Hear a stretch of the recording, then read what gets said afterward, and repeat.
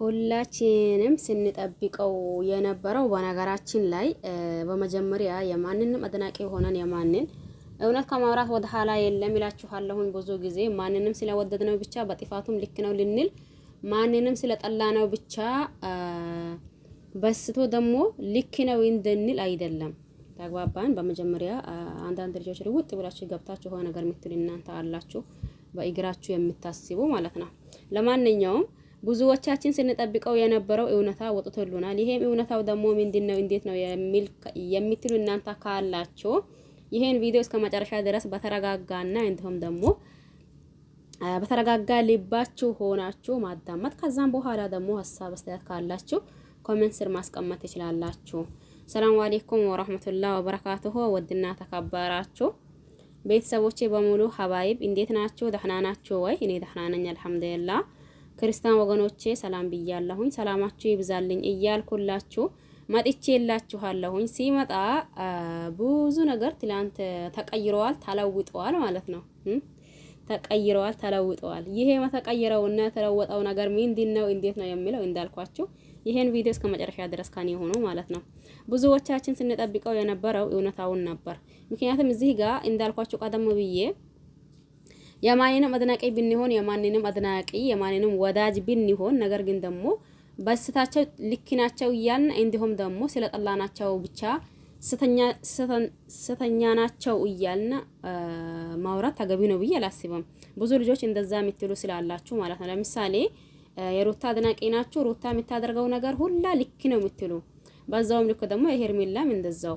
ግን በሁለታቸው መካከል ያለው ክፍተትና በሁለታቸው መካከል ያለው ግጭት ይሄ ነገር እንደዛ ባይሆን ይሄ ነገር እንደዛ ቢሆን ብላችሁ የምታወሩ የተወሰነ ልጆች ናችሁ ማለት ነው። ከኔ ከራሴ ጭምር እኔም እንደዛ ነኝ። መቼስ አይኔ ጭፍን አድርጌ ሩታን ስለወደድኳት ብቻ ጥፋቷን ድብቅ ላደርግላት አልችልም።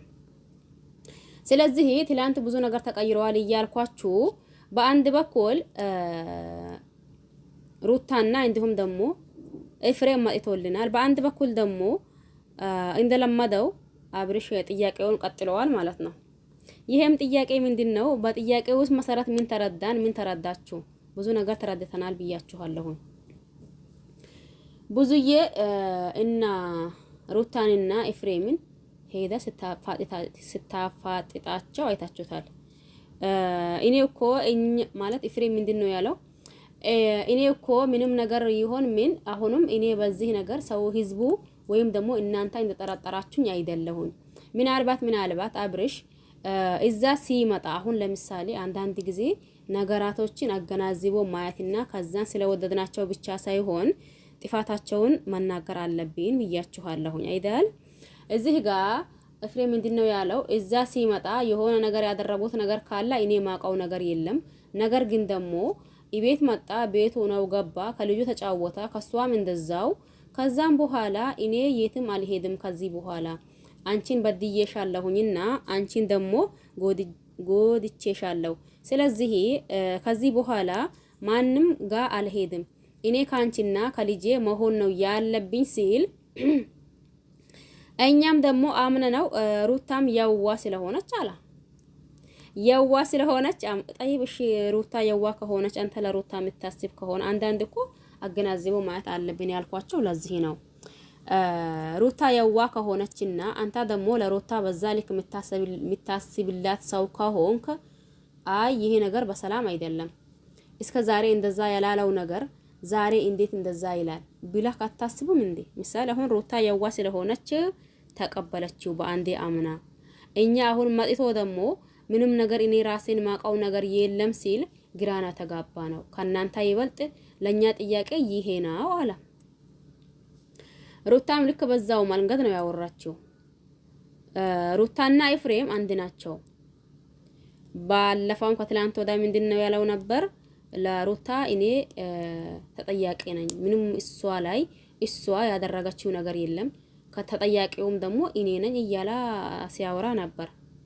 ብዙዬም በዛው ልክ እንግዲህስ የወንድሜ እንደዛ መሆኑ ሰበቡ እናንተ ናችሁ፣ ይሄንን ወይም የሆነ ነገር አድርጋችሁ ከሆነ ያንን ነገር አዎ አድርገናል ብላችሁኝ ከዛ ልጁ አእምሮው ነፃ መሆን አለበት። ካሊሆና ግን ደግሞ አሁንም ዛሬም ነጋም ይህንን እውነታ ከመፈለግ ወደ ኋላ አልልም። እኔ ወንድሜ በዛ ልክ የሆነው በምን አይነት ሁኔታና በምን አይነት ድካም እንዳዳንኩት እኔ ራሴ ነኝ የማውቀው። እናንተ የምታውቁት ነገር የለም። ስለዚህ ምንም ሆኖ ምን ይህንን እውነታ ሳልደርስበት አልቀመጥም። አሰይ ደግ በአንድ በኩልስ ታዳ ብዙ ነገር አይተናል ብያችኋለሁ። በአንድ በኩልስ አቶ ኤፍሬም ማለት አቶ አብርሽ እንዲሁም ደግሞ ዳኒ እንዲሁም ዴቭ ሄርሜላ ማይቶልል ነበር ማለት ነው። በነገራችን ላይ ሳታዩት ይቀራላችሁ ብዬ አላስብም። አይታችኋል ብዬ ነው ማስበው።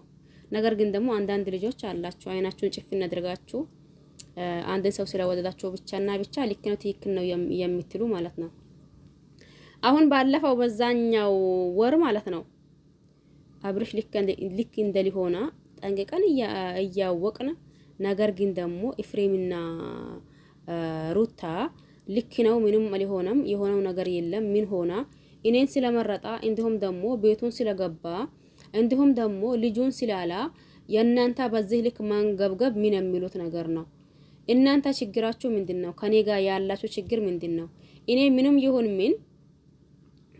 ይሁን ምን ከሱ እንዲሁም ደግሞ ከልጄ እንዲለያዩብኝ አልፈልግም።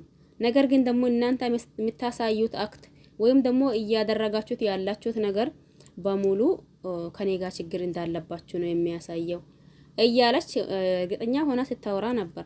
በዛን ሰዓት እናንተም ተነሳስታችሁ አንዳንድ ልጆች እንዳልኩኝ ቀደሙ ብዬ በእግራችሁ የምታስቡ እናንተ ምን እያላችሁ ነበር? አው ምንም አልሆነም እንዴ ምን ሆነ?